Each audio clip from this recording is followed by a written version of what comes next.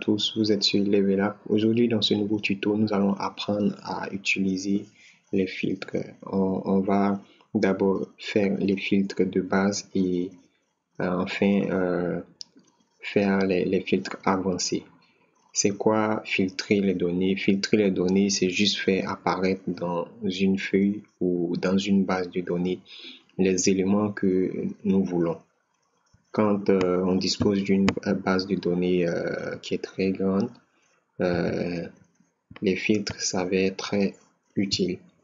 Le principe est que pour filtrer des données, il faut que votre base de données ait des entêtes. Ensuite, il faut que votre base de données ne comporte pas de cellules fusionnées. Et enfin, il faut que votre base de données n'ait pas des lignes vides ou des enregistrements vides. Voilà, donc comme vous voyez, la base dont nous disposons a tous les critères nécessaires pour pouvoir faire les filtres. Pratique. On se place dans notre tableau ou dans notre base de données et on vient dans le ruban édition. Dans la zone édition, on clique sur filtrer. Automatiquement, il y a Excel qui met des petits boutons sur nos entêtes. Vous voyez, c'est ça qu'on appelle des filtres. Et là, on a la possibilité de filtrer par mois, de trier par mois, de trier de A à Z par ordre alphabétique croissant, et de Z à A, on a la possibilité même de trier par couleur, ainsi de suite.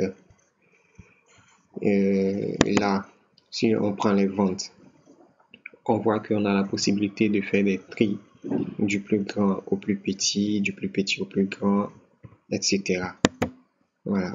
Et ici aussi, pour les vendeurs, on a la possibilité de choisir soit les vendeurs que nous voulons afficher. On clique sur OK, ça apparaît. Si on ne veut plus de ces trois éléments, on n'a qu'à cliquer là encore et effacer le filtre. On revient à notre position initiale. Ici, si on veut faire apparaître les ventes à crédit, on n'a qu'à décocher les ventes au comptant, puis cliquer sur OK. On a toutes les ventes à crédit.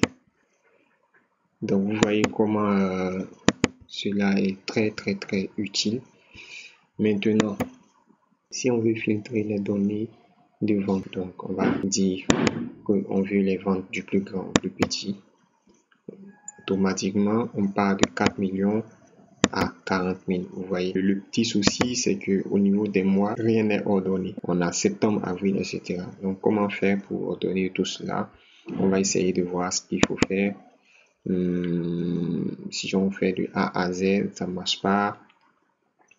Là, on n'a pas de possibilité de trier à la fois les ventes du plus grand au plus petit et les mois par ordre de rang ou bien par rang. Voilà. C'est-à-dire janvier, février, mars, avril, etc.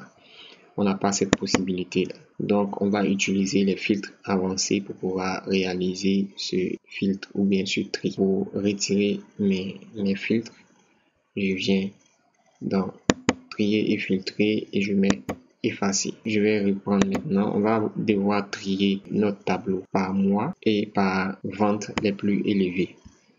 On utilise les filtres avancés. On vient dans trier, filtrer, puis trier personnalisé. Ensuite, dans trier par, on va dire trier par mois. Ordre, on va pas dire de A à Z, mais utiliser une liste personnalisée. Liste personnalisée et on vient, on choisit janvier, février, mars.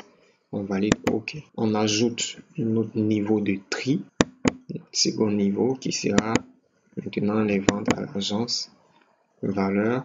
Je trie sur les valeurs et l'ordre sera du plus grand au plus petit. C'est ce que nous avons dit. On clique sur OK pour valider. Automatiquement, on voit bien que le classement s'est fait. On a janvier d'abord, après on part à février et au niveau des ventes, on part du plus grand au plus petit. 230 000, 140 et 40 000. Donc voilà un peu comment fonctionnent les tris et les filtres. C'est ça qu'on va s'arrêter aujourd'hui. Essayez de vous entraîner chez vous Et je vous dis à très bientôt. N'hésitez pas à liker, à visionner encore la vidéo et surtout à vous abonner pour la suite. Merci.